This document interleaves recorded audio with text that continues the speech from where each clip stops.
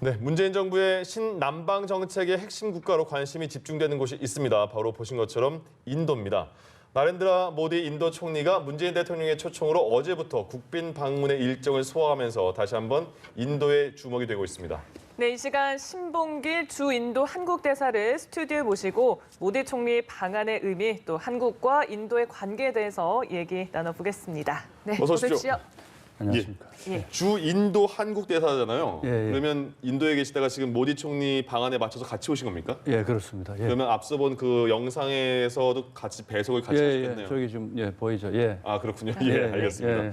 자, 모디 총리가 4년 만에 한국을 방문한다고 들었고요. 예, 그리고 이번 4월 2달 후에 총선도 있다고 들었는데 그 바쁜 와중에 과연 그럼 한국을 왜 왔을까 궁금하거든요. 그러니까 형식적으로는 예. 지난번에 우리 대통령께서 7월 달에 가셨고 또 우리 김정수 여사께서 11월 달에 가신 거에 대해서 답방 형식으로 왔고 또 뭐 서울 평화상을 받는 것도 있습니다. 그렇지만은 실제로는 지금 인도가 지금 총선 와중에 있기 때문에 사실 뭐 하루 이틀 시간을 뺀다는 게 사실은 보통 일이 아닙니다. 인도 사람들도 총리가 이틀이면은 아마 6 내지 7군데 유세를 할 수 있는 시간인데 어떻게 한국을 가느냐. 그만큼 한국이 중요하니까 그런 거 아니냐. 제가 보기에도 한국과의 관계를 그만큼 중요시했기 때문에 이렇게 귀한 시간을 뺀 겁니다. 그리고 한국 여기 다녀가신 거는 내가 보기엔 종선에도 도움이 될 거로 생각합니다. 아, 그렇군요. 절대 뭐 인도 사람들이 보기엔 한국은 대단히 경이로운 나라입니다. 민주주의 그다음 뭐 경제 이 모든 면에서 정말 어떻게 저렇게 같이 할 수 있을까 할 정도로 경이로운 나라고 하니까 모디 총리가 이 바쁜 와중에도 한국에 왔다. 뭐 저는 그렇게 생각합니다. 그렇군요. 말씀처럼 이렇게 한국과의 관계를 굉장히 중요하게 생각하는데 그 두 나라의 관계에 대해서 좀 얘기를 나눠보고 싶습니다. 지금 문재인 대통령이 취임 후부터 계속해서 강조해온 게 바로 신남방 정책이고요. 이 또 대표적인 핵심 국가가 바로 인도잖아요. 그리고 인도에서는 신동방 정책을 추진하고 있다고 하는데 우선 시청자 이해를 위해서 두 정책을 좀 간단하게 설명을 해주시죠. 신남방 정책이라는 것은 결국 인도와 아세안에 우리 외교를 과거보다 훨씬 더 집중하겠다 이겁니다. 우리 외교가 아시다시피 그동안에 4강 위주로 해왔는데 역시 4강에만 일변도를 하긴 여러 가지 어려움이 생기면서 인도, 아세안이다 이렇게 새로운 그 외교에 그 포커스를 맞춘 거고 특히 인도는 과거 정부에서 인도를 외교 또는 경제의 포커스로 맞춘 적이 없습니다. 그 이번이 처음이고 문재인 정부에서 들어와서 처음 이 인도를 외교 경제의 핵심으로 맞췄고요.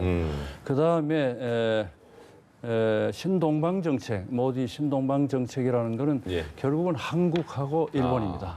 한국하고 일본과의 관계를 강화해서 한국과 일본으로부터 배우겠다. 그러니까 그 접점에 지금 한국이 있는 거죠. 그래서 이 두 개의 이 정책이 서로 지금 맞아떨어진다 그거죠. 그렇군요. 보통 이제 외교 관계를 얘기할 때도 경제 관계를 빼놓을 수가 없는데 앞으로 어떤 또 가능성들이 있는지 궁금합니다. 그 한인도 관계는 이제 시작이라고 생각합니다. 지금 물론 지금도 잘하고 있습니다만은 양국 간의 앞으로 포텐셜로 생각하면은 이제 시작이고. 지금 물론 지금도 뭐 삼성이나 LG나 무슨 현대자동차 이런 거는 지금 인도 사람들한테는 하우스홀드 네임입니다. 모르는 사람이 없을 정도의 고급 브랜드인데 거기에 플러스 인도라는 시장이 앞으로 지금 계속 성장하고 있습니다. 우리가 지금 여러 가지 중국이나 이런 데서 어려움을 겪고 있는데 앞으로 인도가 우리의 새로운 프론티어, 경제의 뉴 프론티어가 될 거다 하는 게 저희 그 확신입니다. 그 모디 총리가 이번에 와서 뭐 얘기한 걸 보니까요. 경제 문제를 얘기 굉장히 많이 한 것 같고 그리고 그러면 우리나라도 경제 롤모델이다 이런 언급도 한 것 같은데요. 이렇게 경제협력, 한국과 경제협력을 이렇게 하고 싶은 이유는 뭐가 있을까요? 그러니까 모디 총리는 그 주 총리 시절 그러니까 자기 고향인 구자라트주에 총리할 때부터 한국을 방문하고 또 뭐 미국이나 이 유럽 국가들도 방문했지만은 그때 굉장히 강한 인상을 받은 것 같아요. 그래서 한국의 발전, 인도의 앞으로 경제 발전의 모델은 한국이다. 그때부터 그런 확신을 가지고 있었는데, 그리고 2014년에 집권해가지고 2015년에 한국을 방문했을 때도 강력하게 한국을 노크를 했는데 그때 우리 정부가 본인의 기대만큼 예. 그게 안 됐다는 거예요. 좀. 그런데 이제 문재인 정부가 신남방 정책을 추진하면서 예. 인도와의 관계 강화에 굉장한 지금 그걸 신경을 쏟으니까 모디 총리도 지금 뭐 한국과 인도가 이제 거기서 접점을 찾고 예. 그야말로 한국은 능력도 있고 의사도 있는 나라다. 예. 그렇기 때문에 한국과의 관계를 지금 굉장히 강화하려는 거죠. 분위기가 네. 되게 좋아지고 있군요.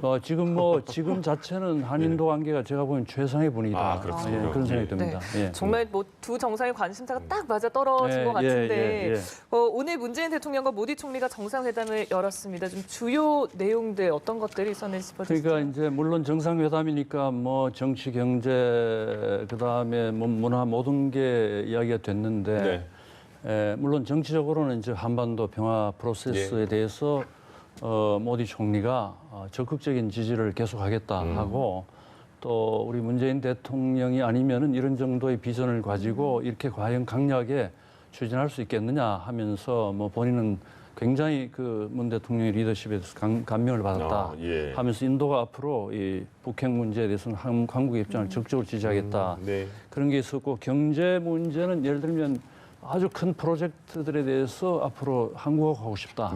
그런 것들을 구체적으로 많이 내놨습니다. 그래서 방위산업협력이라든지 그다음에 이 대형 제철소 같은 걸 공동으로 투자하자. 그다음에 우주 분야가 지금 저 인도가 굉장히 발전돼 있습니다. 그러니까 우주 분야에서 앞으로 달라라. 같이 가자 하는 그 이제 정도로, 이런 것도 이야기가 있었고 그다음에 이제 오늘 사실은 깜짝 놀란 거는 그 인도가 처음으로 그 원전 이야기를 하면서 저도 기사로 봤습니다. 예, 그건 사실은 뭐 보통은 이렇게 정상회담 하기 전에 의제라든가 이런 걸 조율을 하는데 오늘 처음 나왔어요. 아, 그렇군요. 저희도 깜짝 놀랐는데 예, 예. 한 7기 정도를 건설하는데 한국이 참여를 적극적으로 권한다는 이야기가 있었습니다. 그래서 우리 대통령께서도 원전이라면 우리가 상당한 역량이 있고 안전성이라든가 모든 면에서 뛰어나니까 적극적으로 참여하도록 하겠다 이런 게 있었습니다. 그렇군요. 그 깜짝 발언도 나왔었고요. 반응도 좋았고. 일종의 깜짝 발언입니다. 그렇군요. 예. 자, 그리고 이번에 보니까 이제 재계 인사들도 많이 만난 것 같더라고요. 어떤 얘기들이 나왔습니까?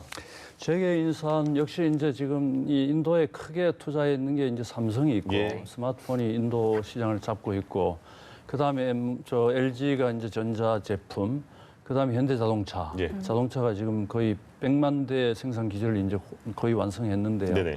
그래서 오늘 오찬에도 그 삼성의 이재용 회장 그다음에 그 현대자동차의 정의선 부회장 이재용 부회장이구만요. 그 두 분도 오셨더라고요. 와서 하여튼 뭐 저하고도 개인적으로 이야기를 나눴는데 하여튼 인도 시장은 자기들이 절대 놓칠 수 없다. 지금 삼성 같은 경우는 스마트폰을 두고 중국하고 아주 치열한 경쟁. 이 고급 폰 뭐 우리가 훨씬 앞서 있습니다만 역시 인도에서 중저가 폰으로 들고 서니까 뭐 고가는 고가대로 중저가는 중저가 폰대로 절대 인도 시장에서 안 밀리겠다. 우리가 이기겠다 하는 그 각오를 이야기를 하시더라고요. 알겠습니다. 그리고 지금 보니까요. 모디 총리가 트위터에 한글로 생산적인 대화를 나눴다 이렇게 또 그런 느낌을 썼다고 하네요.